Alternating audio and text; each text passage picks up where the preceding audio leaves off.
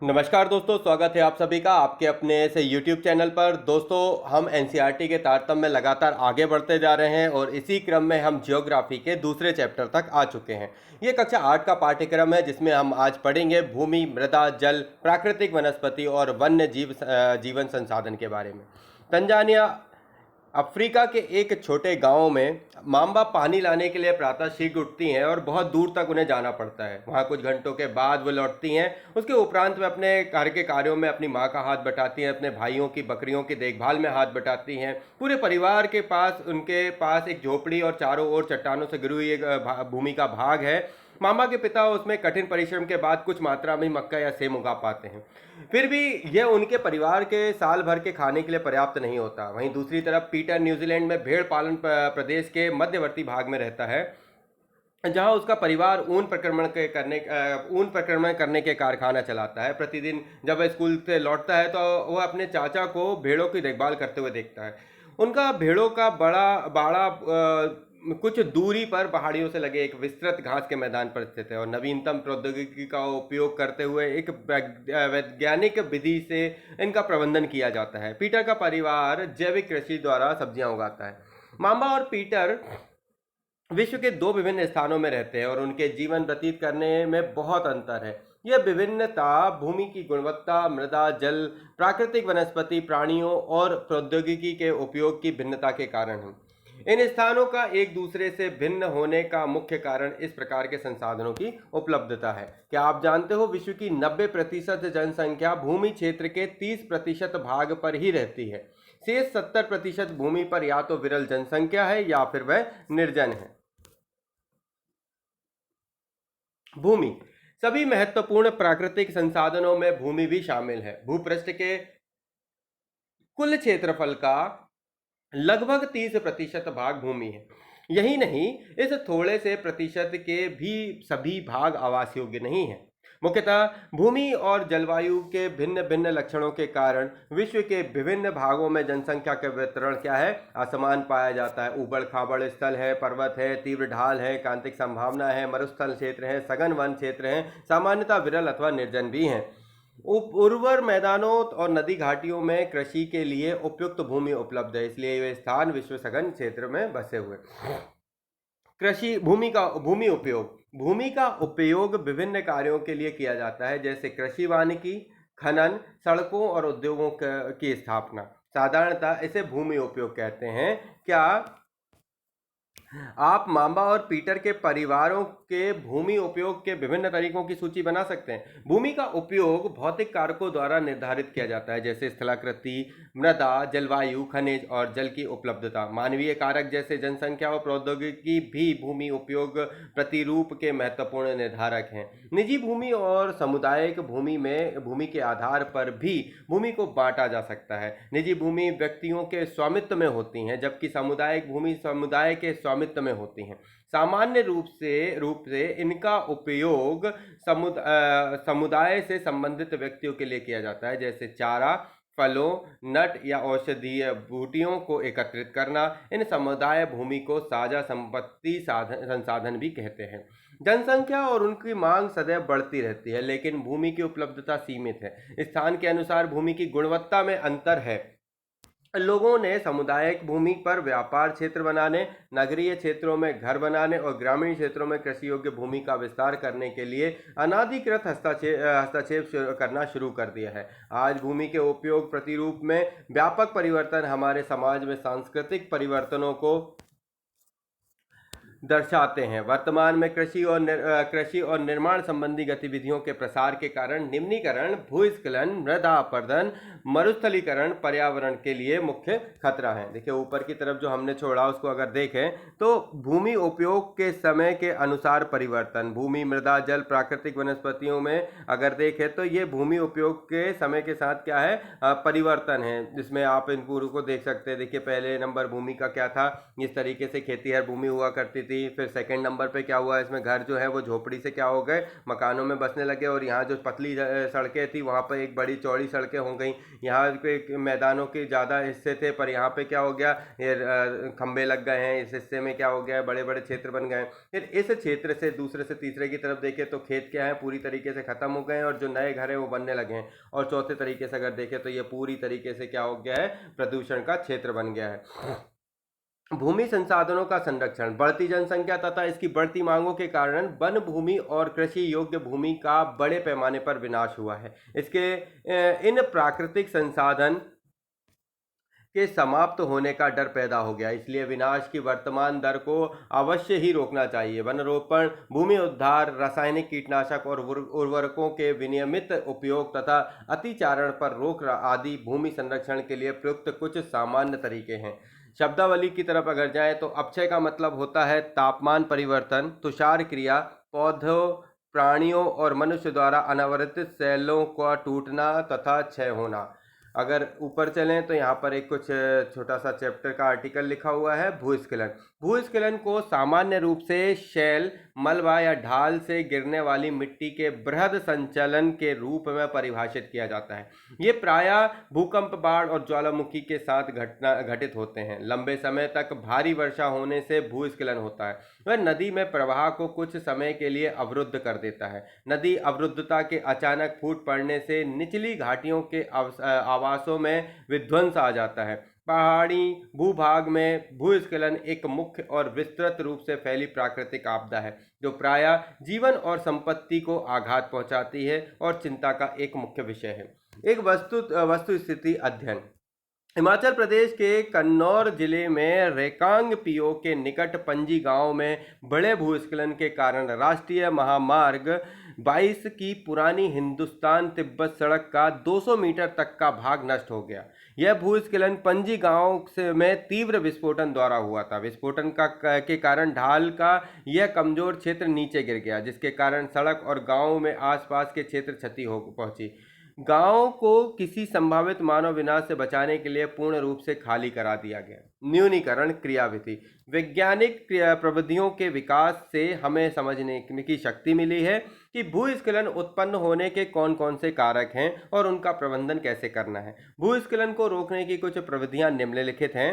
भूस्खलन प्रभावित क्षेत्रों का मानचित्र बनाकर उनके प्रभावित होने वाले स्थानों को इंगित करना। इस प्रकार इन क्षेत्रों को आवास बनाने के लिए जोड़ा जा सकता है। भूमि को खिसकने से बचाने के लिए प्रतिधारी दीवारों का निर्माण। भूस्खलन को रोकने का सबसे प्रभावी तरीका वनस्पति आवरण में वृद्धि है। सतही अपवाह तथा झरना प्रवाहों के साथ साथ भूस्खलन की गतिशीलता को नियंत्रण करने के लिए पृष्ठीय अपवाह नियंत्रण उपाय क्रियान्वित किए गए हैं।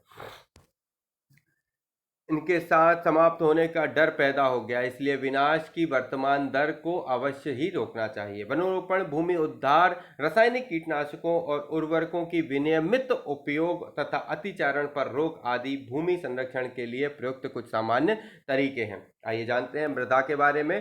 पृथ्वी के पृष्ठ पर दानेदार कणों के आवरण की पतली परत मृदा कहलाती है। यह भूमि की निकटता से जुड़ी हुई है। स्थल रूप मृदा के प्रकार को निर्धारित करते हैं। मृदा का निर्माण चट्टानों से प्राप्त खनिजों और जैव पदार्थों तथा भूमि पर पाए जाने वाले खनिजों से होता है। यह अपक्षय की प्रक्रिया के माध्यम से बनती हैं और खनिजों और जैव पदार्थों का सही मिश्रण मृदा को उपजाऊ बनाता है। इससे पहले हमने मृदा को पूरे हिस्सों को पढ़ा। देखिए, अगर देखें तो नीचे जो होती हैं उन्हें क्या होता है, अवसादी चट्टानें होती हैं, है ना, जो मूल चट्टानें होती हैं जिन्हें जनक चट्टानें बोलते हैं। उसके बाद अपक्षय से जो बनती हैं वो अपक्षय वाली चट्टानें होती हैं, है ना। उसके बाद फिर आगे बढ़ते हैं तो ये बालूगाद क्लेव के रूप में जो चट्टानें हैं, फिर सबसे ऊपर ह्यूमस और वनस्पति हैं। तो इस तरीके से चट्टानों का जो विकास है वो अपन पढ़ के आते जा रहे हैं और इन्हीं चीज़ों को अपन समझते जा रहे हैं। अगर मृदा के बारे में जाने तो देखिए, जनक शैल रंग गठन, रासायनिक गुणधर्म, खनिज मात्र परंपरागत के आधार पर करती है। दूसरा आते हैं जलवायु, तापमान, वर्षा, अपक्षय और ह्यूमस निर्माण की दर को प्रभावित करती है मृदा। उच्चावच, तुंगता और ढाल मृदा के संचय को निर्धारित करते हैं। वनस्पति जात, प्राणी जात और सूक्ष्म जीव ह्यूमस निर्माण की दर को प्रभावित करते हैं और समय मृदा परिच्छेदिका की मोटाई को निश्चित करता है। तो इस तरीके से मृदा के ये जो 5 कार्य हैं उनको प्रभावित कारकों को अपन ने पढ़ा। ये प्रभावित कार्य जो है वो आपको मेरे हिसाब से याद होने चाहिए, जिससे क्या होता है कि जब भी कभी मृदा को पढ़ने की जरूरत पड़ती है तो हम इन चीज़ों के कारकों को क्या कर सकते हैं, कंठस्थ होने से उनके बारे में रिकॉल कर सकते हैं और समय के साथ उनको आगे समझ सकते हैं। मृदा नवीन निर्माण के कारक। मृदा निर्माण के मुख्य कारक जनक सेल का स्वरूप और जलवायविक कारक है। मृदा निर्माण के अन्य कारक स्थलाकृति, जैव पदार्थों की भूमिका और मृदा निर्माण के संगठन में लगा समय है। अलग अलग स्थानों में ये भिन्न भिन्न है। मृदा का निम्नीकरण और संरक्षण के उपाय। मृदा अपरदन और क्षीणता। मृदा अपरदन और क्षीणता मृदा संसाधन के लिए दो मुख्य खतरे हैं। मानवीय और प्राकृतिक दोनों ही कारकों से मृदाओं का निम्नीकरण हो सकता है। मृदा के निम्नीकरण में सहायक कारक वनोन्मूलन, अतिचारण, रासायनिक उर्वरकों और कीटनाशकों का अत्यधिक उपयोग, वर्षा दोहन, भूस्खलन और बाढ़ हैं। मृदा संरक्षण की कुछ विधियां निम्न हैं। मल्च बनाने में अगर जाएं तो पौधों के बीच अनवरत भूमि जैव पदार्थों जैसे प्रवाल से ढक दी जाती है। इससे मृदा की आर्द्रता रुकी रहती है। तो इस तरीके से क्या होता है, देखिए वेदिका फॉर्म है ना, इस तरीके की होती हैं वेदिका फॉर्म। फिर ये जो है समोच्च रेखीय जुताई इस तरीके की होती हैं। ये आइए इनके बारे में जानते हैं। वेदिका फॉर्म ये तीव्र ढालों पर बनाए जाते हैं ताकि सपाट सतह फसल उगाने के लिए उपलब्ध हो जाए और इनके पृष्ठीय प्रभाव और मृदा अपरदन कम हो सकते हैं। समोच्च रेखीय जुताई एक पहाड़ी ढाल पर समोच्च रेखाओं के समानांतर जुताई ढाल के नीचे बहते जल के लिए एक प्राकृतिक अवरोध का निर्माण करती है। रक्षक मेखलाएं तटीय प्रदेशों और शुष्क प्रदेशों में पवन गति रोकने के लिए वृक्ष कतार में लगाए जाते हैं ताकि मृदा आवरण को बचाया जा सके। समोच्च रेखीय रोधिकाएं समोच्च रेखाओं पर रोधिकाएं बनाने के लिए पत्थरों, घास, मृदा का उपयोग किया जाता है। रोधिकाओं के सामने जल एकत्र करने के लिए खाइयां बनाई जाती हैं। आइए क्रियाकलाप जानें। एक ही आकार की आ और बा 2 ट्रे लीजिए और इन ट्रे के अंत में 6 छेद बनाइए और इन्हें बराबर मात्रा में मृदा में भरिए। आ ट्रे की मृदा को खाली छोड़ दीजिए जबकि बा ट्रे में घास लगाइए। बाद में बा ट्रे की घास उगकर कुछ ऊंची हो जाएगी। अब दोनों ट्रे को ऐसे रखिए कि वे एक ढाल पर हों। दोनों ट्रे में बराबर ऊंचाई से एक ओर से मग से जल डालते हैं। दोनों ट्रे के छिद्रों से निकलने वाले पंकल जल को 2 अलग अलग डब्बों में एकत्रित करें और तुलना करें कि प्रत्येक ट्रे से कितनी मृदा बह गई। तो देखिए अब आप ये जान पाएंगे कि जिस चीज़ में आपने पेड़ पौधे लगाए थे उससे क्या हुआ, उससे कम मिट्टी झड़ी और मतलब नीचे आई, और बाकी के जो प्लेन मिट्टी थी उससे क्या हुआ कि जब उस पे से पानी डाला गया तो वो क्या हुआ, पूरा जो मिट्टी का सेक्शन है वो पानी के साथ मिलकर नीचे की तरफ आया। तो ये बताता है कि जड़ें मिट्टी के अवरोध को उत्पन्न करती हैं और उसे उसके अपक्षय होने से उन्हें रोकती हैं। चट्टान बांध यह जल के प्रवाह को कम करने के लिए बनाए जाते हैं। यह नालियों की रक्षा करते हैं और मृदा क्षति को रोकते हैं। बीज की फसल उगाना वर्षा दोहन से मृदा को सुरक्षित रखने के लिए अलग अलग समय पर भिन्न भिन्न फसल एकांतर कतारों में उगाई जाती है। इन्हें बीज की फसल उगाना कहते हैं। जल एक महत्वपूर्ण नवीनीकरण प्राकृतिक संसाधन है। भूपृष्ठ का 3/4 भाग जल से ढका है, इसलिए इसे जल ग्रह कहना उपयुक्त है। लगभग 3.5 अरब वर्ष पहले जीवन आदि महासागरों में ही प्रारंभ हुआ था। यद्यपि आज भी महासागर पृथ्वी की सतह के 2/3 भागों को ढके हुए हैं और विविध प्रकार के पौधों और जंतुओं को मदद करते हैं। महासागरों का जल लवणीय है और मानवीय उपभोग के लिए उपयुक्त नहीं है। अलवण जल केवल 2.7% ही है। इसका लगभग 70% भाग बर्फ की चादरों और हिमानियों के रूप में अंटार्कटिका, ग्रीनलैंड और पर्वतीय प्रदेशों में पाया जाता है। अपनी स्थिति के कारण ये मनुष्य की पहुंच के बाहर हैं। केवल 1% अलवण जल उपलब्ध है और वह मानव उपभोग के लिए उपयुक्त है। ये भौम जल नदियों और झीलों के पृष्ठीय जल के रूप में तथा वायुमंडल में जलवाष्प के रूप में पाया जाता है। क्या आप जानते हो एक टपकता नल एक वर्ष में 1200 लीटर जल व्यर्थ करता है। आप समझ सकते हैं कि अगर कोई नल जो कांस्टेंट मात्रा में टपकता है वह एक साल में 1200 लीटर जल को व्यर्थ करता है। क्या आप जानते हो कि वर्ष 1975 में मानव उपयोग के लिए जल की खपत 3850 घन किलोमीटर प्रति वर्ष थी, जो वर्ष 2000 में बढ़कर 6000 घन किलोमीटर प्रति वर्ष से भी अधिक हो गई है। तो जस्ट डबल हुआ है 75 से, सन 1975 से 2000 तक के बीच का सफ़र, मतलब पिछले 25 सालों में जस्ट डबल हो गया है खपत का रेट। ठीक है। क्रियाकलाप को अगर जाने तो इससे पहले देखें, औसतन एक भारतीय नागरिक प्रतिदिन लगभग 135 लीटर जल का उपयोग करता है। मतलब औसतन अगर देखा जाए तो एक भारतीय नागरिक प्रतिदिन 135 लीटर जल का उपयोग करता है। उपयोग और प्रति लीटर व्यक्ति पीने में 3 लीटर पानी वह पीता है, खाना बनाने में से 4 लीटर पानी लगता है, नहाने में से 20 लीटर पानी लगता है, शौचालय फ्लशिंग वगैरह में से 40 लीटर पानी लगता है, वस्त्र धोना 40 लीटर पानी, बर्तन धोना 20 लीटर पानी, बागवानी में उसे 23 लीटर पानी। इस प्रकार से लगभग अनुमानित औसतीय क्रम देखा जाए तो 135 लीटर पानी उस प्रति व्यक्ति लगता है। क्या आप इस उपयोग को कम करने के तरीके सोच सकते हैं? तो इनके तरीकों को सोचने के लिए एक विस्तृत चर्चा की आवश्यकता है, जिसमें कभी हम और आप, जितने जल्दी होगा हमारे सब्सक्राइबर्स पूरे हो जाएंगे तो हम बहुत जल्दी ही आपसे ऑनलाइन होंगे और रूबरू भी होंगे। कई बातों पर हम नए मुद्दों पर चर्चा भी करेंगे। हमारे पास बहुत सारे मुद्दे हैं जिन पर अपन बेहतर से चर्चा करेंगे, पर अभी शुरुआत हमारी जिन चीज़ों से है हम उन्हें आगे बढ़ाते हैं। इसलिए अब अलवणीय जल पृथ्वी की सबसे अधिक मूल्यवान पदार्थ है। पृथ्वी पर जल ना बढ़ाया जा सकता है और ना ही घटाया जा सकता है। इसकी कुल मात्रा स्थिर है। इसकी प्रचुरता में विविधता प्रतीत होती है, क्योंकि यह बाष्पीकरण, वर्षण और वाह की प्रतिक्रिया द्वारा महासागरों, वायु, भूमि और पुनः महासागरों के चक्रण द्वारा निरंतर गतिशील है। जैसा कि आप जानते हैं कि इसे जल चक्र कहते हैं। मनुष्य जल की बड़ी मात्रा का उपयोग न केवल पीने और धुलाई में ही करता है, वरन उत्पादन प्रक्रिया में भी करता है। जल कृषि उद्योगों तथा बांधों के जलाशयों के माध्यम से विद्युत उत्पादन करने के लिए प्रयोग किया जाता है। जल स्रोत के सूखने अथवा जल प्रदूषण के कारण अलवणीय जल की आपूर्ति की कमी के मुख्य कारक बढ़ती जनसंख्या, भोजन और नकदी फसलों की बढ़ती मांग है, बढ़ता नगरीकरण और बेहतर होता जीवन स्तर है।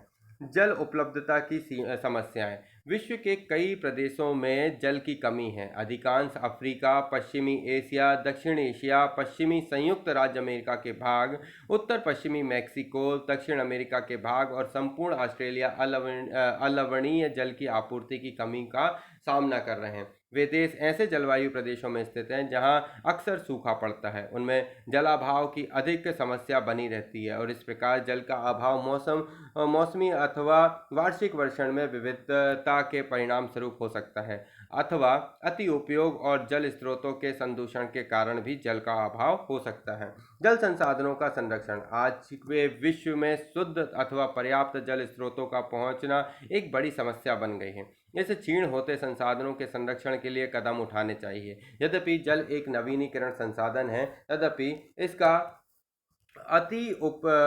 उपयोग और प्रदूषण इसे उपयोग के लिए अनुपयुक्त बना देता है। अशोधित या आंशिक रूप से शोधित वाहित मल, कृषि रसायन का विसर्जन और जल निकायों में औद्योगिक बहिस्राव जल के प्रमुख संदूषक हैं।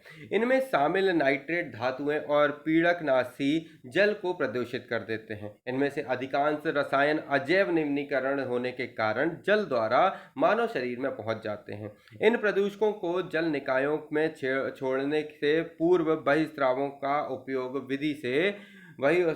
को उपयुक्त विधि से शोधित करके जल प्रदूषण नियंत्रण किया जा सकता है। वन और अन्य वनस्पति आवरण धरातलीय प्रभाव को मंद करते हैं और भूमिगत जल को पुनः पूरित करते हैं।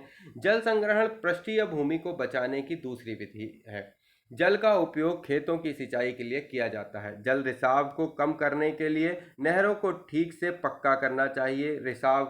रिसाव और वाष्पीकरण से होने वाली जल क्षति को रोकने के लिए क्षेत्रों की स्प्रिंकलरों से सिंचाई करना अधिक प्रभावी विधि है।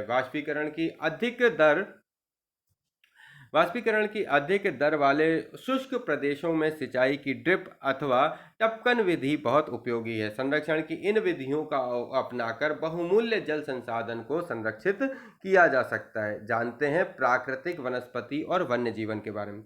स्कूल के बच्चे हस्तशिल्प प्रदर्शन में घूम रहे थे। प्रदर्शनी की वस्तुएं देश के विभिन्न भिन्न भागों में एकत्रित की गई थी। मतलब ये भिन्न भिन्न भागों से एकत्रित की गई थी। मोना ने एक थैला हाथ में उठाया और उत्साह से कहा, यह एक सुंदर हैंडबैग है। अध्यापिका ने कहा, हाँ, यह जूट से बना हुआ है। क्या आप उन टोकरियों, दीप छत्रों और कुर्सियों को देखते हैं? ये बेंत और बांस से बनी हुई हैं। भारत के पूर्वी और उत्तरी पूर्वी आर्द्र प्रदेशों में बांस प्रचुर मात्रा में पैदा किया जाता है। जैसी रेशमी स्कार्फ देखकर उत्साहित थी। यह खूबसूरत स्कार्फ देखो, अध्यापिका ने स्पष्ट किया कि रेशम कीटों से प्राप्त किया जाता है जो शहतूत के पेड़ों पर पाले जाते हैं। बच्चे समझ गए कि पौधे हमें अनेक विभिन्न उत्पाद प्रदान करते हैं। उनका उपयोग हम अपने दैनिक जीवन में करते हैं।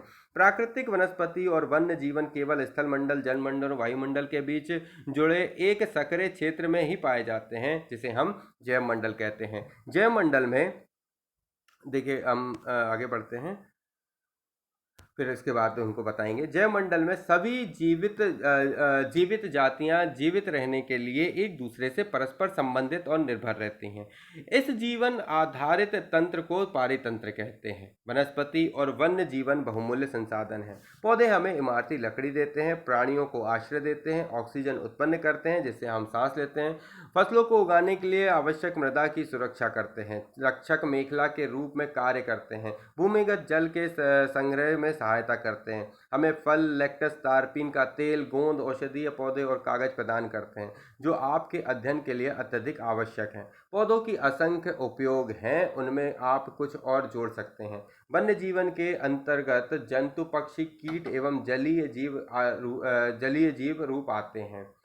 इनमें से हमें दूध, मांस, खाल और ऊन प्राप्त होता है। कीट जैसे मधुमक्खी हमें शहद देती है, फूलों के परागण में मदद करती है और पारितंत्र में अपघटक के रूप में एक महत्वपूर्ण भूमिका निभाती है। चिड़िया अपने भोजन के लिए कीटों पर निर्भर है और अपघटकों के रूप में कार्य करती है। गिद्ध मृत जीवों को खाने के कारण एक अपमार्जक है और पर्यावरण का एक महत्वपूर्ण शोधक समझा जाता है। इसलिए प्राणी चाहे बड़ा हो अथवा छोटे, सभी पारितंत्र के संतुलन को बनाए रखने के लिए अनिवार्य हैं। प्राकृतिक वनस्पति का वितरण।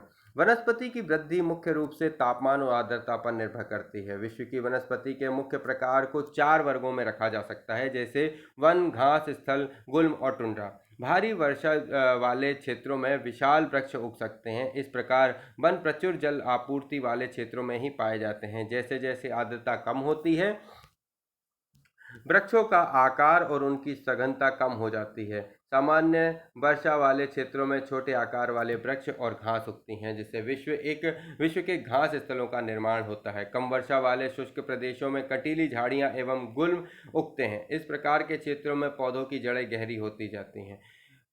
बाष्पोत्सर्जन से होने वाली आर्द्रता की हानि को घटाने के लिए इन पेड़ों की पत्तियां कांटेदार और मोमी सतह वाली होती हैं। शीत ध्रुवीय प्रदेशों की टुंड्रा वनस्पतियों में मांस और लाइकेन सम्मिलित हैं। वनों को उनकी पत्तियां गिराने के आधार पर प्रायः सदाहरित वन और पर्णपाती वन के रूप में वर्गीकृत किया जाता है। सदाहरित वन उन्हें कहते हैं जिन वनों के वृक्ष वर्ष के किसी भी ऋतु में अपनी पत्तियां एक साथ नहीं गिराते। पर्णपाती वन ऐसे वन हैं जिनके वृक्ष वाष्पोत्सर्जन से होने वाली हानि को रोकने के लिए किसी विशेष ऋतु में अपनी पत्तियां गिरा देते हैं। ये वन विभिन्न अक्षांशों में इनकी स्थिति के आधार पर उष्णकटिबंधीय अथवा शीतोष्णकटिबंधीय के वर्गीकरण किए गए हैं। आप पिछली कक्षा में विभिन्न प्रकार के वन, उनके वितरण और उनसे संबंधित प्राणी जीवन के बारे में विस्तृत से पढ़ चुके हैं। पिछली 2 शताब्दियों में विश्व में जितने लोग थे, इस समय उनसे कहीं अधिक लोग हैं। बढ़ती जनसंख्या के पोषण के लिए, फसलों को उगाने के लिए वनों के विशाल क्षेत्रों को वृक्ष को काट दिए गए हैं। विश्व भर में वनों का आवरण तेजी से समाप्त हो रहा है। इस बहुमूल्य संसाधन के संरक्षण की तुरंत आवश्यकता है। देखिए, हमने जो पीछे छोड़ा उसे हम पढ़ लेते हैं, इसके बाद आगे बढ़ते हैं जो हमें पढ़ना है। अगर हम ऊपर की तरफ से देखें तो हमने क्या क्या चीज़ें कंप्लीट कर ली हैं, यहाँ तक हम कंप्लीट हो चुके थे। अब देखिए जानते हैं, क्या आप जानते हैं कि क्या आपने जल बाजार के बारे में सुना है? सौराष्ट्र प्रदेश में 1.25 लाख जनसंख्या वाला अमरेली शहर पास के तालुकों से पानी खरीदने के लिए पूर्णतः निर्भर है। मतलब आपने जल बाजार का नाम सुना है, मतलब वो कि सौराष्ट्र प्रदेश में 125 लाख 1,25,000 जनसंख्या वाला अमरेली शहर पास के तालुका से क्या खरीदता है? पानी खरीदने के लिए उन पर डिपेंडेंट है। यमुना बाहित मल औद्योगिक बहिस्राव और कचरे के कारण दूषित हो चुकी है। देखिए ये यमुना नदी कितनी गंदी हो चुकी है, इसमें जो है बहुत सारी गंदगी मिला देने के कारण। ये स्प्रिंकल है, इसका उपयोग किया जाता है सिंचाई के लिए। क्या आप ये जानते हैं कि अपने घर की छत पर वर्षा जल एकत्र करके इस जल का संग्रहण करना और एवं विभिन्न उत्पादक उपयोगों में लाना वर्षा जल संग्रहण कहलाता है। औसतन 2 घंटे की वर्षा का एक दौर 8,000 लीटर जल बचाने के लिए काफ़ी है। ये जो चित्र है ये रेशम के कीट का है। ये क्या करते हैं? वो रेशमी कपड़े बनाने के लिए काम आते हैं। ये ब्रह्म कमल एक औषधीय क्या है? बूटी है, जिसका उपयोग औषधि में किया जाता है। भारतीय उपमहाद्वीप में जिन पशुओं का उपचार डेक्लोफिनेक, एस्प्रिन अथवा इब्रुप्रोफेन जैसे पीड़ानाशी से किया जाता है, उनके अपमार्जक उपरांत गिद्ध किडनी खराब होने से मर रहे हैं। पशुओं पर इन औषधियों के उपयोग करने पर प्रतिबंध लगाने के प्रयास किए जा रहे हैं तथा आरक्षित स्थान पर गिद्ध के प्रजनन के प्रयास किए जा रहे हैं। तो गिद्धों के साथ क्या दिक्कत है कि जो पशु हैं भारतीय उपमहाद्वीप में, उनके उपचार में एस्प्रिन, इब्रुफेन आइब्रूफेन और डेक्लोफेनेक जैसे दवाइयों का यूज़ करने से उन्हें गिद्ध खाते हैं और गिद्ध क्या हो रहे हैं? उनको खाने से मर रहे हैं। ये किलकिला है जिसे किंगफिशर बोलते हैं, ठीक है। और भी अपन आगे देखते हैं। ये घास स्थल है एवं वन में मतलब वन और घास का मैदान जो दिख रहा है आपको, ये एक वन में अजगर आपको देखने के मिलेगा। तो अभी हम जो पढ़ चुके हैं इनके बारे में। स्कूल में छात्रों द्वारा वनों पर बनाया गया एक कोलाज। ये है सुनामी के पश्चात ग्रेट निकोबार के वर्षा प्रचुर वन में क्षति। देखिए पूरे वर्षा वन जो थे वो पूरे क्या हो गए थे, उनको हानि पहुंची थी। ब्लैक बग को सुरक्षा की आवश्यकता है। आप ब्लैक बग के बारे में पढ़िएगा। ये जो जानवर है ये काफ़ी बढ़िया जानवर है। और अब इसके बारे में, अब सलमान खान जी के बारे में आप जानते होंगे। चलिए आप जब पढ़ेंगे इसके बारे में तब आपको इसके बारे में सारी जानकारी हो जाएगी। चलिए आगे जानते हैं प्राकृतिक वनस्पति और वन्य जीवन का संरक्षण। वन हमारी संपदा है। पौधे जंतुओं को आश्रय प्रदान करते हैं और साथ ही पारितंत्र को भी अनुरक्षित करते हैं। जलवायु में परिवर्तन और मानव हस्तक्षेप के कारण पौधे और जंतुओं के प्राकृतिक आवास नष्ट हो सकते हैं। बहुत सी जातियां असुरक्षित अथवा असंकटापन्न हैं और कुछ लुप्त होने के कगार पर हैं। वनोन्मूलन, मृदा अपरदन, निर्माण कार्य, दावानल, भूस्खलन में कुछ मानव निर्मित और प्राकृतिक कारक हैं जो मिलकर इन महत्वपूर्ण प्राकृतिक संसाधनों को लुप्त होने की प्रक्रिया को बढ़ावा देते हैं। आज की मुख्य चिंताओं में से एक अनधिकार शिकार करने की संख्या का बढ़ना है, जिससे कुछ खास प्रजातियों की संख्या में तेजी से कमी आई है। पशु खाल, चमड़ा, नाखून, दांत और पंखों के साथ साथ सींग के एकत्रीकरण और गैर कानूनी व्यापार के लिए जंतुओं का अनाधिकार शिकार किया गया है। और इनमें से कुछ जंतु चीता, शेर, हाथी, ब्लैक बक, मगरमच्छ, दरियाई घोड़ा, हिम तेंदुआ, शुतुरमुर्ग और मोर हैं। इनका संरक्षण जागरूकता बढ़ाकर किया जा सकता है। आइए जानते हैं दावानल। ये दावानल क्या चीज़ है? देखिए इसमें पूरा आर्टिकल लिखा हुआ है, इनके बारे में अपन जानते हैं। क्रियाकलाप, समाचार को पढ़िए और ज्ञात कीजिए कि यह अग्नि कैसे प्रारंभ हुई, क्या इससे बचा जा सकता था। अधिक जानकारी के दावानल प्राणी जात और वनस्पति जात के संपूर्ण क्षेत्र के लिए एक खतरा है। दावानल मुख्य रूप से 3 कारकों से घटित होता है। तड़ित झंझा के कारण प्राकृतिक अग्नि का लगना, लोगों की लापरवाही के कारण घास फूस में जनित ऊष्मा के कारण अग्नि का लगना और स्थानिक लोगों द्वारा किसी उद्देश्य से अग्नि को लगाना। नियंत्रण के कुछ उपाय, शिक्षक द्वारा लोगों को अग्नि लगाने से रोकना चाहिए। शिक्षण द्वारा लोगों को अग्नि लगाने से रोकना चाहिए और प्रशिक्षण बिंदुओं, निपुण भूमि चौकसी तथा संचार जाल के समन्वय जाल द्वारा अग्नि लगाने का शीघ्र पता लगाना चाहिए। राष्ट्रीय उद्यान, वन्य जीव अभ्यारण्य, जैव मंडल निश्चय हमारी प्राकृतिक वनस्पति और वन्य जीवन को सुरक्षित रखने के लिए बनाए जाते हैं। सक्रिय घाटियों, झीलों और आर्द्र भूमियों का संरक्षण मूल्यवान संसाधन नष्ट होने से बचाने के लिए आवश्यक है। यदि प्रजातियों की सापेक्ष संख्या को भंग न किया जाए तो पर्यावरण में संतुलन बना रहता है। विश्व के अनेक भागों में मनुष्यों ने अपने क्रियाकलापों से अनेक प्रजातियों के प्राकृतिक आवासों में उथल पुथल कर दी है। अनेक पक्षियों और जीव जंतुओं के अंधाधुंध शिकार के कारण या तो विलुप्त विलुप्त हो गए हैं या विलुप्त होने के कगार पर हैं। प्रादेशिक प्रादेशिक और सामुदायिक स्तर पर जागरूकता कार्यक्रम जैसे सामाजिक वानिकी वन महोत्सव को प्रोत्साहित करना चाहिए। स्कूल के बच्चों को पक्षी देखने प्राकृतिक कैंपों में जाने के लिए प्रोत्साहन करना चाहिए ताकि वे विविध जातियों के निवास का अवलोकन कर सकें। बहुत से देशों ने कानून बना दिया है बहुत से देशों ने कानून बना दिया है कि पक्षियों और पशुओं को मारना, उनके व्यापार करना गैरकानूनी है। भारत में शेरों, चीतों, हिरणों, भारतीय सारंग और मोर के मारने पर प्रतिबंध लगाया गया है। एक अंतर्राष्ट्रीय परिपाटी CITES, the convention on international trade in desert species of wild fauna and flora की स्थापना की गई है। इसमें प्राणियों और पक्षियों की अनेक जातियों की सूची तैयार की गई है। इन सूचियों में दिए गए सभी पक्षियों और प्राणियों के व्यापार करने पर प्रतिबंध लगाया गया है। पौधे और प्राणियों का संरक्षण प्रत्येक नागरिक की नैतिक कर्तव्य है। जैवमंडल निचय यह वैश्विक नेटवर्क द्वारा जुड़े रक्षित क्षेत्रों की एक श्रृंखला है जिन संरक्षण और विकास के बीच संबंध को प्रदर्शित करने के इरादे से बनाया गया है। इसे क्या बोलते हैं? जैवमंडल निचय। यह एक वैश्विक नेटवर्क द्वारा जुड़े रक्षित क्षेत्रों की एक श्रृंखला है जिसे संरक्षण और विकास के बीच संबंध को प्रदर्शित करने के इरादे से बनाया गया है।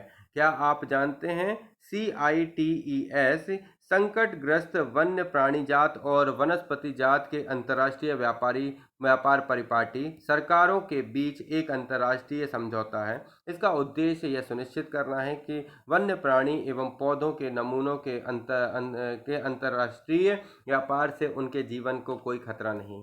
मोटे तौर पर पशुओं की 5000 जातियां और पौधों की 28,000 जातियां रक्षित की गई हैं। भालू, डॉल्फिन, कैक्टस, प्रवाल, आर्किड और एलो कुछ उदाहरण ऐसे हैं। तो हमने जो इस चैप्टर में जाना, बहुत सारी चीज़ों को हमने समझा, जिनमें हमने भूमि के बारे में पढ़ा, वनस्पति के बारे में पढ़ा, जल के बारे में पढ़ा, प्राकृतिक वनस्पति, वन्य जीव संसाधन, इन सभी चीज़ों के बारे में हमने पढ़ा और इससे हमने जाना कि किस तरीके से इसके दोहन को हम रोक सकते हैं या फिर शिक्षण के माध्यम से इनको कम कर सकते हैं। तो ये सारे जो उद्देश्य हैं ये हमें सिखाते हैं कि किस प्रकार हमारा लिटरेसी रेट ठीक होना आवश्यक है और हम बहुत जल्दी साक्षर होकर और भी लोगों को अपने बारे में जानकारी दें और इन सभी चीज़ों के हो रहे गलत दोहन से उन सभी चीज़ों को बचाने की कोशिश कर सकें। और दूसरी तरफ अगर देखा जाए तो ये सारी चीज़ों का कहीं ना कहीं कॉम्पिटिटिव एग्जाम में पूछा जाना एक लाजमी बात है। हम बहुत सी चीज़ों में जानते हैं, भूमि के अपरदन को पूछा जाता है, मृदा के अपरदन को जाना जाता है ना, जल संरक्षण क्या होता है, जिस पर मतलब एक बने हुए मुद्दे को हमेशा पूछा जाता है कि जिस प्रकार भूमि में जल को निरंतर कम होता जा रहा है उसमें आप अपनी तरफ से क्या मदद कर सकते हैं।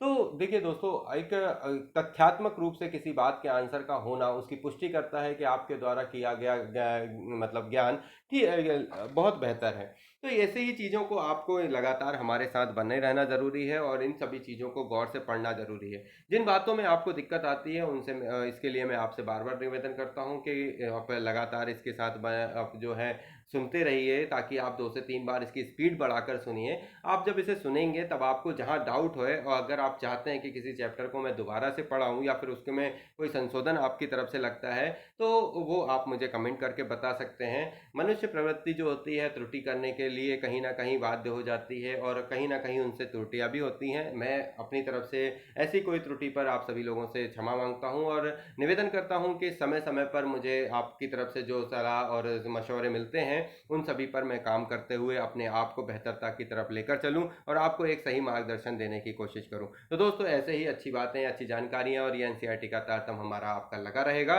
और ऐसे ही तारतम के साथ हम आपके साथ बने रहेंगे तब तक जब तक हमारे पास कुछ खास नया नहीं है। आप सभी से लेता हूं इजाजत। जय हिंद, जय भारत। थैंक यू दोस्तों।